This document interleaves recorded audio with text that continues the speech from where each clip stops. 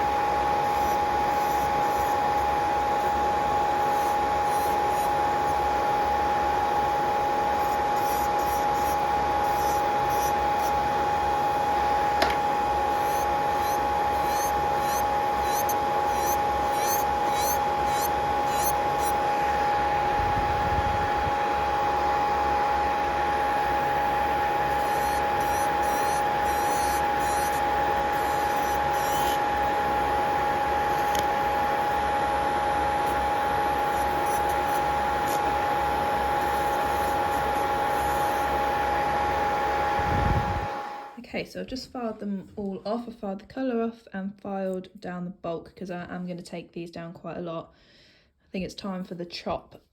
So I'm going to do them short and round, kind of almondy, but very like natural colour.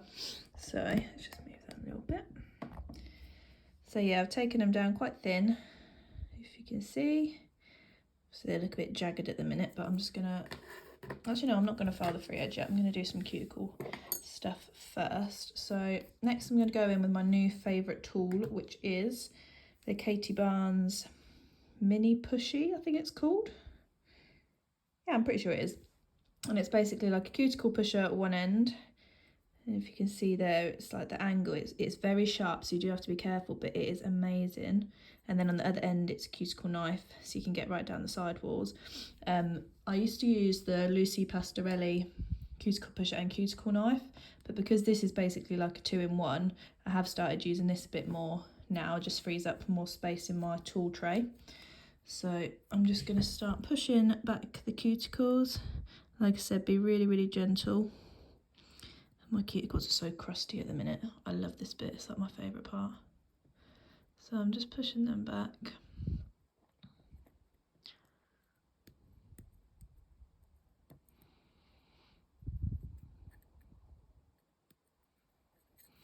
And then I'll get the knife part and I'll just go right down the sidewalls.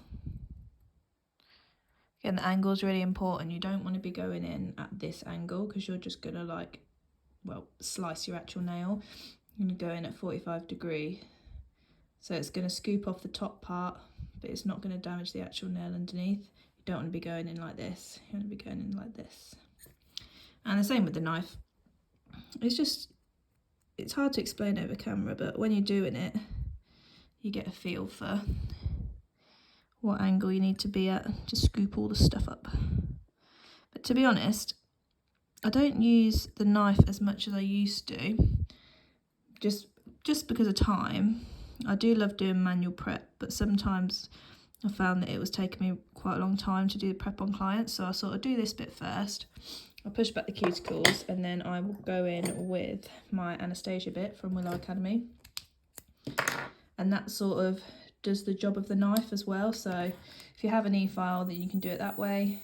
If not, then you can still do it with the manual tools. You get the same outcome, but I just really love going in with the Anastasia bit because it really cleans up the whole area, and then you can go like this right down those side walls as well.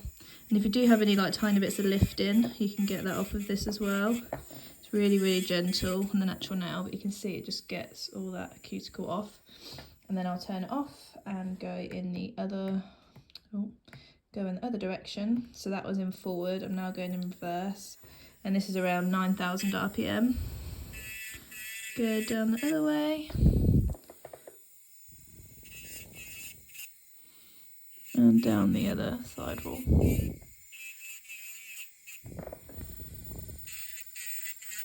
If there are any little bits, like that bit in the corner, you can see there. I don't know if you can see it, but I'll just put it back in forward and then sometimes go back this way. And then sometimes, see that got rid of it. Sometimes just going down as well, like in both directions. It just helps lift that away.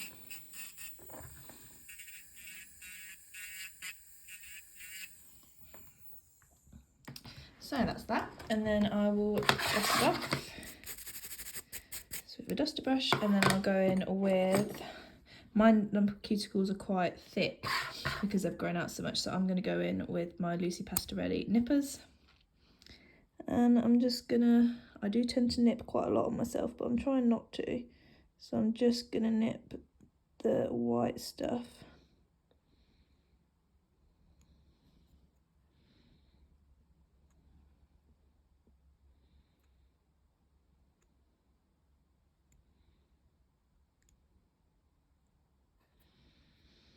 Looks pretty good.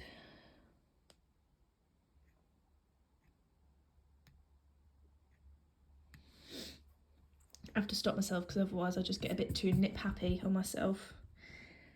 So I think that's about fine. Let's just get a little bit of skin there. Look how much better that looks compared to all the others. So I'm going to finish up the other ones off camera and then I'll come back. Okay, so we are all cuticle prepped and nipped and everything, and I just thought I'd show you that sometimes even after nipping you can still have a few little bits that you need to look at. So if you look here, it's still got quite a bit of white, so I'd then go back in with my cuticle knife and just really gently lift those bits up,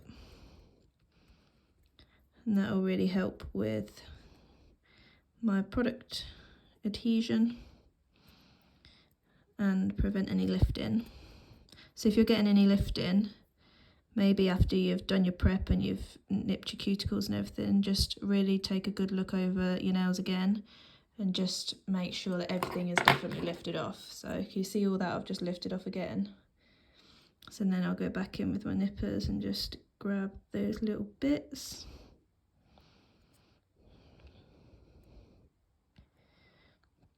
Can even go back in with another cuticle bit. I'd probably go in with Pip from Willow. I don't know if I've got that out at the minute. I think I can get it with just this. We'll see though.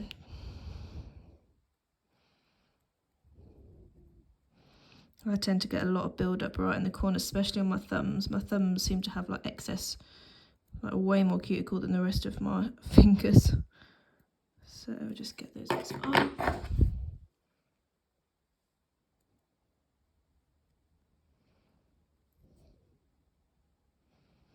A little bit there that's staring at me. There we go. Give it another brush. And that's better.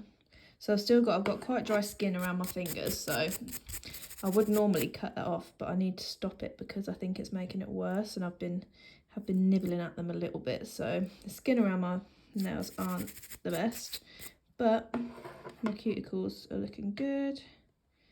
Now we're going to shape.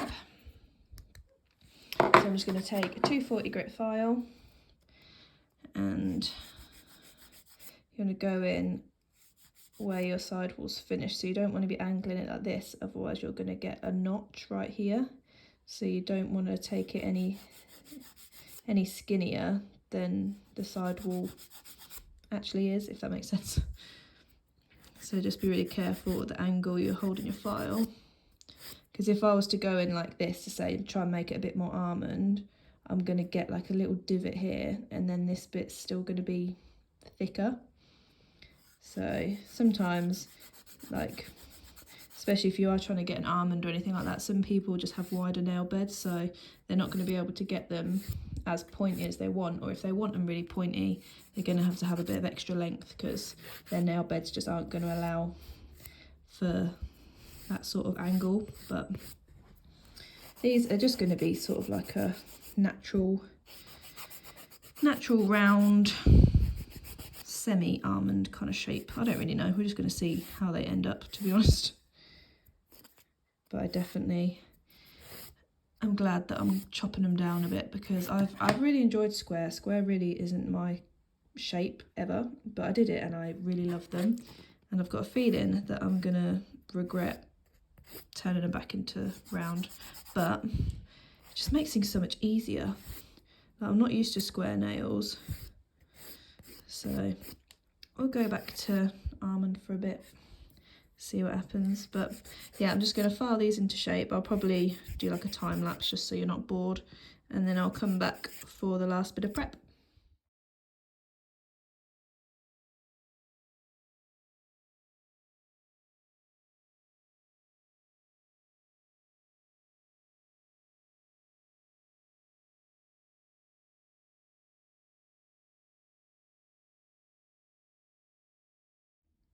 Okay, so they are all now filed into shape, as you can see. And then the last part, I'm going to go in with my sanding band, again just a 240 grit. You don't really want to be using anything any harsher than that on a natural nail. You want to be really gentle. So I was going in with my sanding band. You can do this with a hand file, but I'm e-file trained, so I just find it quicker to go in with a sanding band. Although sometimes, if I feel like I haven't been able to get all the areas that I want to, then I do sometimes go in with a hand file, but the sanding band is just a lot quicker, so that's what I do. So I'll go over the new growth, which, to be fair, a lot of the time, if you've used cuticle bits as well, that sort of preps that bit a little bit as well. So you don't have to be too thorough on that bit, because it's kind of already been prepped. So if you're worried about over filing, then just do the little bits that you can see that are shiny. So you can see that's all matte now, whereas my other ones, there's still a bit of shine on them, so that's what you want to get off. And then I'll just go over the whole nail. I'll sort of just go down and just smooth that all out. You can see it becoming smoother, because that's what's going to help your application as well. If your base is smooth, then every layer that you put on top of that is going to be smooth. So you just want to smooth out any ridges, make it all nice and even. And I'm not going back and forth, it might look like it, but I'm just putting it down, dragging it to the end, lifting it off, putting it down again. If you start going back and forth, you're going to create friction and it's really uncomfortable, so you don't want to do that. And then you just want to look from the side. And also, I don't know if you saw on the sped up bit, but I also, once I filed into shape, I sort of just file the edge downwards a bit. And if I haven't managed to do it all with a hand file, I'll sort of do it on this angle with my sanding band, just so that the free edge is nice and thin as well, because especially if you're doing infills like I do, I never soak off really, I always do infills. You want to make sure the free edge is nice and thin, because the last thing you want is a really thick bulky free edge, because then you're going to add more product and it's just going to be like a big hump on your nail. So you want it to go down at the cuticle, come up into a nice apex and then slope back down again. So I just try and make sure that it looks like that before I start putting any more product on it, which I think looks pretty good. And then yeah, I'll do that with all my other nails and come back. Right, so we're all prepped now. I'm just going to dust off, give it a really good scrub underneath as well, get rid of all those little bits, annoying bits, because otherwise your gel's going to stick to that and then it'll be all like jagged on the edge and it's just a bit annoying. So give it a really good scrub. And then we're going to go in with pure acetone.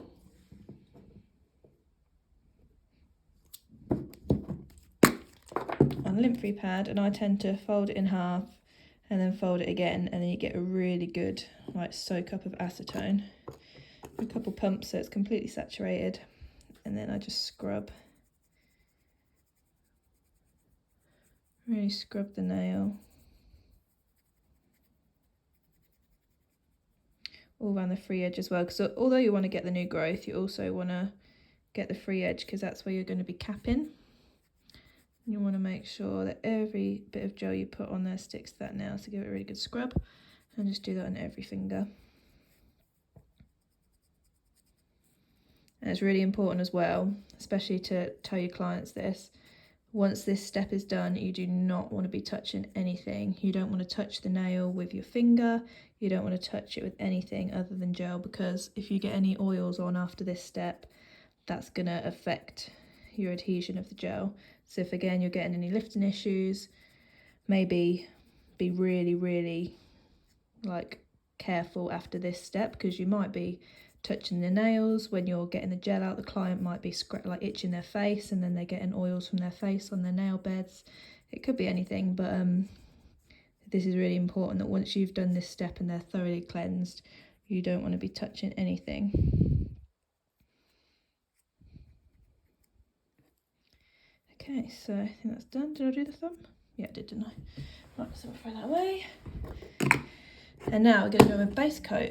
So I'm going in with base coat I use, which is Dali. Looks a bit grotty. I need to give that a clean. But use any, obviously the base coat of the brand that you're using. Probably should have put this in between my legs while I was prepping because it's a bit cold. But yeah, I'm trying not to be, going forward, I'm trying not to be too brand specific, because I've done it in the past where, like, obviously I used to use Magpie, and like all my videos would be like, oh, Magpie this, Magpie that, and the same with Dali. Obviously I've done all my unboxing and I really enjoy using Dali, but I'm also trying not to be so focused on the brand and actually give myself a bit of credit, you know, because at the end of the day, we make amazing nails, and whenever we post, well, a lot of people, I'm not speaking for everyone, but a lot of people, when we post videos, obviously it's really nice to put what colours you've used, because then if anyone else wants to recreate it, they know what to use. But I feel like sometimes the emphasis is too much on the brand, and it's like, you've made those nails at the end of the day. Yeah, obviously the brand helps, and you want to have a brand that's safe and that lasts well and has good colours and all that stuff, but you've also got to blow your own trumpet a little bit. Don't put all the credit on the brand, because you have done the nails as well. So I'm trying to do that going forward. I'll obviously tell you what I'm using, but there are plenty of brands out there. So I'm going in my base coat. So this one you can just apply normally, but I like to scrub it in a little bit. Just makes me feel better, just in case I get any lifting. I know that I've definitely like done this step thoroughly. So you just want to go as close to the cuticle as you can without touching it, and then use your thumb to pull back the skin and get down those side walls. And again, sort of scrubbing it in as I'm going along. And you want to make sure that you've got a nice, not thick layer, but just a nice juicy layer, so that if you do have any like divots or imperfections on your nail, it's going to be smooth after this coat. See there, it's quite smooth. Let's also let itself level a bit, because sometimes it just needs a second to get rid of like the brush strokes in it. And then use your reflection of light. You can see there, I'm still looking a little bit bumpy. I might put a bit more on. I am running out of this as well. I need to open a new bottle, so that doesn't help. and then cap. There we go, that looks better. So I'm just going to go do that to all the nails and then I'll be back for the builder gel. So they've been cured now for 60 seconds. I'm just going to put under the light a bit more because I don't know how good the lighting is. There you go, that's better, isn't it? Okay, so yeah, like I said, these have been cured now for 60 seconds. You can see with the liner light, they all look really smooth, nice juicy layer. And now I'm going in with my builder gel. So this is the Grow Gel in the colour Divine. But obviously you can use whichever builder gel you use. Some builder gels don't need a base coat. This one does though, so just make sure you're checking the application instructions of the brand that you're using. And so I'm going to go in now with, I just get a little bit on my brush, about that much. I'm just going to do a slip layer. So this is a wet layer that will then put a bigger bead of gel on, and it helps it self-level. So at the minute you can see here, the apex is pretty good actually. Where's one where it's not? This one, it needs building up a little bit more. And this one you can see it's got like a bit of a divot here, so I just need to sort of smooth this out. So yeah, I'm going to go in a slip layer. So again, just really careful with your application. You don't want to be touching any skin, well, with any gel, but especially at this point, because if you do, when we go to put the bigger bead on, it's just going to run straight there. And you're going to be chasing it and trying to clean it up before you put it in the light, but then it still always manages to cure like where it is. So it's a bit of a nightmare. So if you can avoid touching the skin in the first place, you're going to be saving yourself a lot of effort. So just making sure there's a nice thin layer over the whole nail and the free edge again. And then we're going to get a bigger bead. Because these are shorter nails, I don't really need too much of an apex, but I'm just going to fill that back third a little bit, just so it's nice and strong. I'm just going to release it sort of in the middle, and then I'm just going to push it back. And because we've put that slip layer in, you don't have to push it all the way back, it will just naturally go to where that gel already is. But you can just sort of see, and then just sort of walk it round where you need it. And then I barely have anything at the end, and then I just smooth it out and cap again. But if you look from the side, it's a bit of a bump there and then it goes in. So then I'll just tap and sort of smooth it down. You can just have a play with it a little bit.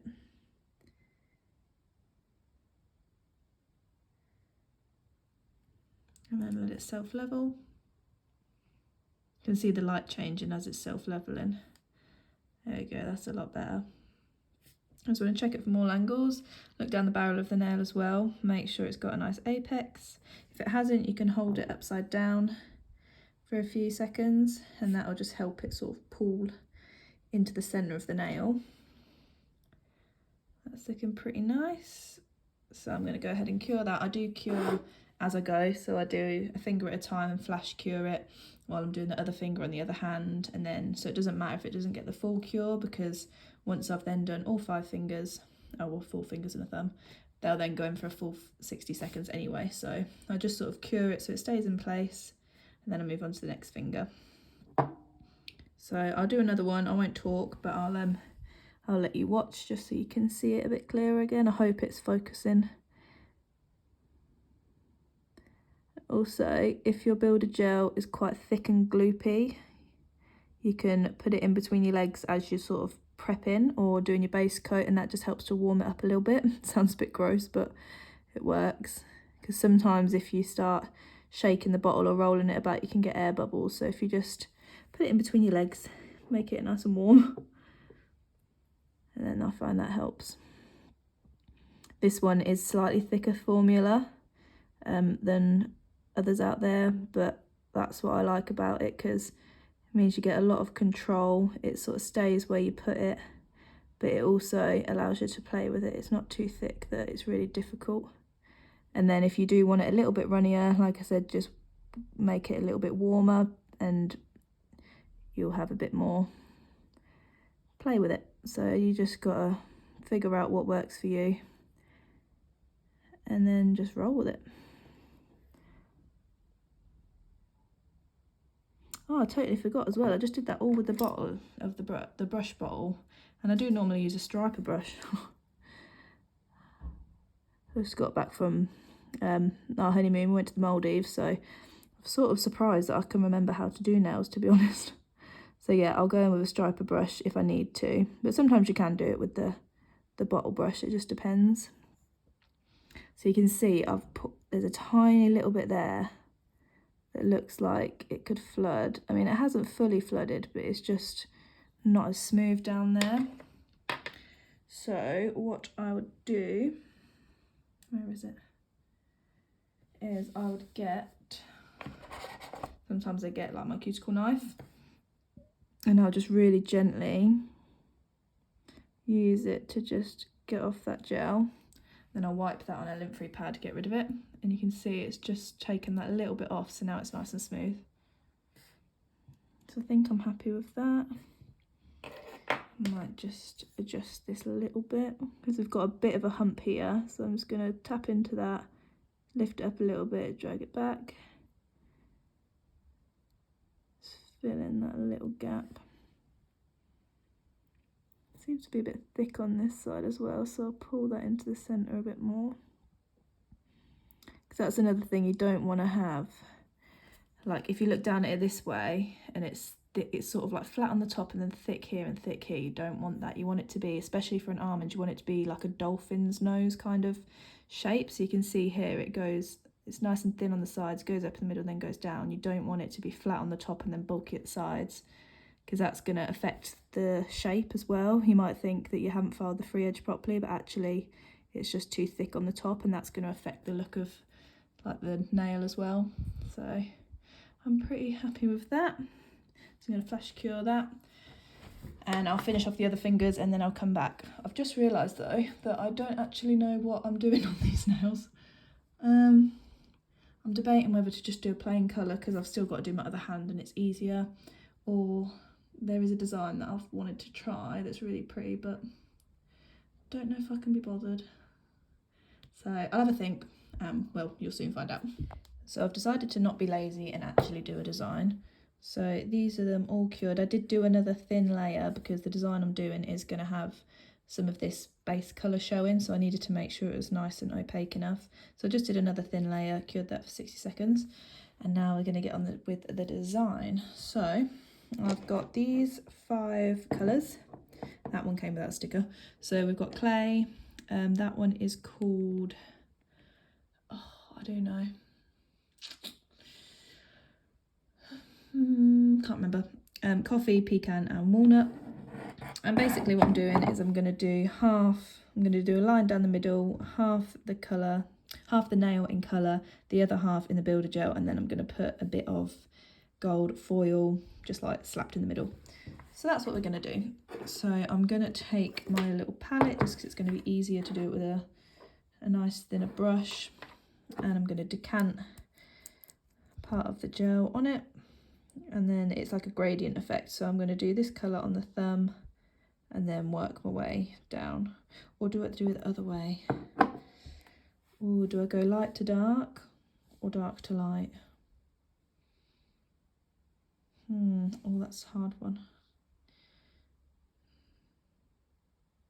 I think I want the pinky in the lighter colour actually, so I'm going to do light to dark, and then I'll obviously do it the same on the other hand. So going in with clay first, just go in. I don't know how successful I'm going to be at this on camera. Oh, actually, I'm going to cleanse off the tacky layer, because otherwise sometimes it kind of acts like a bit of a blooming gel. Not as much that you'd be able to do like a proper design with it, but sometimes it just makes the lines not as crisp. So I'm just going to go in with a tiny bit of acetone and just cleanse off that top sticky layer.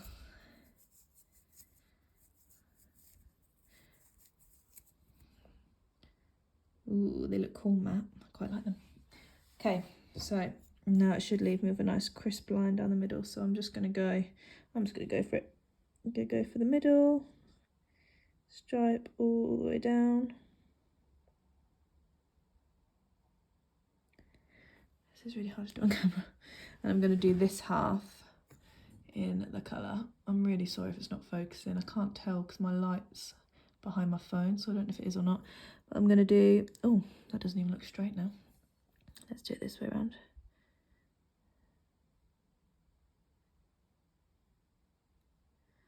I might not talk much during this part because I'm probably not breathing because I'm trying to concentrate. Right, so there's the line.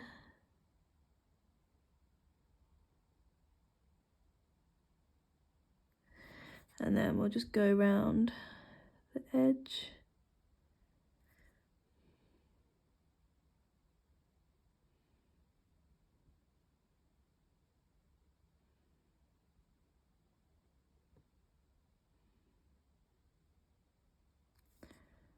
And then just fill it all in. Pretty sure that's more than, is it more than half? I don't know. It doesn't really matter at this point. Trying to fill in with a striper brush seems to take forever, but I think it is the best way of doing it.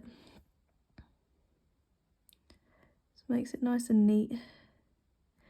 This is a lovely colour. It's like a peachy nude, beige kind of colour. Cool.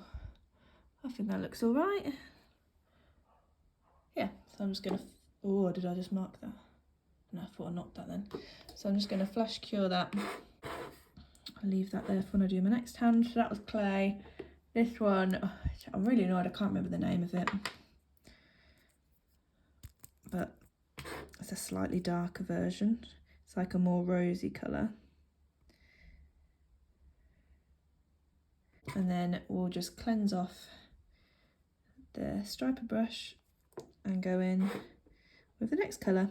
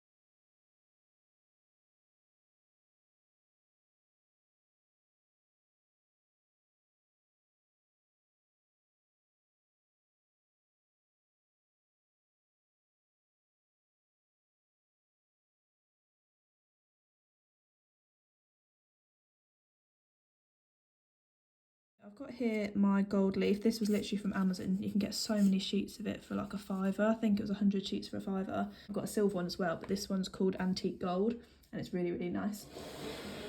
So I'm just going to get my little tweezers, and basically I don't want it to be really broken up. I want it to be quite a solid like bit in the middle. So I'm just going to do one bit and see how big it comes out, and then I'll decide what nail it goes on. Oh, can't do it on them two, can I? Do I do it on that one? Yeah. So I'm going to just place it. Oh. Place it there.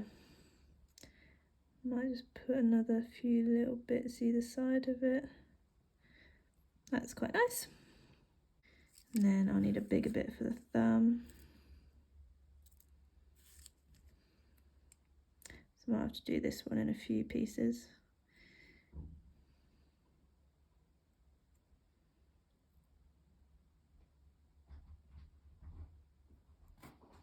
So I didn't realise, I think I knocked the camera so it stopped recording.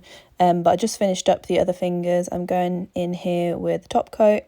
You can go over just the gold leaf bit, top coat that, and then it saves you accidentally maybe getting a bit in your brush and then putting it somewhere else on the nail where you don't want it. So just put a little really, really thin bit over just the foil, cure that for like half the time, so then the top coat's still got a bit of tack to it, and then go over with the like whole nail with the top coat. And yeah, that's it. So this is what they look like when they're finished. Sometimes I do just go over and crispen up the free edge with my file. I go in at an angle so that it just sort of files the underneath bit, not right square on the edge, if that makes sense. So yeah, it just sort of bevels it a little bit, crispens up the shape, and that's the end of the video. So I'll put a little photo at the end of them when they're finished. It's really hard to get a photo of them because the light kept reflecting off the foil, so you couldn't see it too well. But anyway, I hope you liked this video. Thanks very much for watching. Give it a like and subscribe if you're not already, and I'll see you guys in the next one. Bye.